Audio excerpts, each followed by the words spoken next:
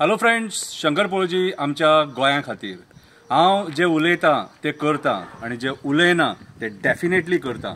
म्हणून तुमकां गेल्या फावटी हांवें सांगलेलें रिलीफ फंडाचेर कविता बरयतलो म्हणून, आनी तो रिलीफ फंड आयज हांवें बरोवन काडला. कवितेचें नांव जावन आसा रिलीफ फंड.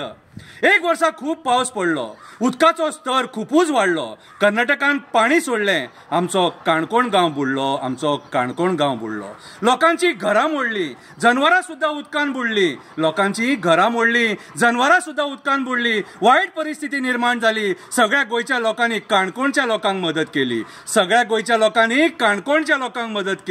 हाताचें सरकार आसलें. लोकांक आदार दिवपाक फुडें सरले. लोकांक पैसे दिवपाक तयार झाले. पैसे दिवपाक लिडरांक फुडें काडले. एका आशेखोर मनशाक पैसे वाटपाक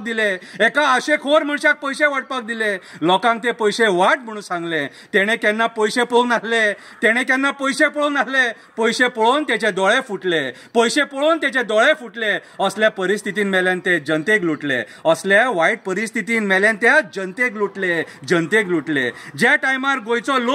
ज्या टायमार गोंयचो लोक त्या लोकांक साथ दितालो, तेन्ना हो मेलो पैसे कशे खावपाचे तो विचार करतालो.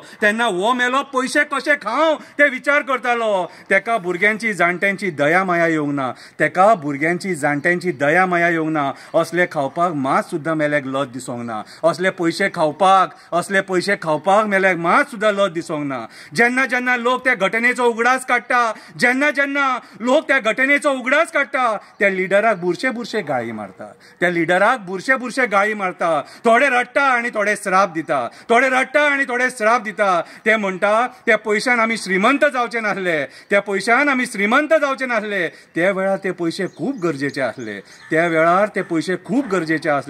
जे ह्या मेल्यान स्वता खाल्ले. जो मनीस असले पैसे खाता तो बरो राजकारणी कसो जावपाक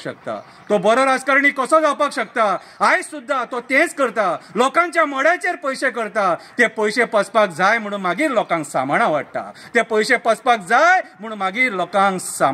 वाडटा. ही जावन आसलेली रिलीफ फंड कथा. देव बरें करूं.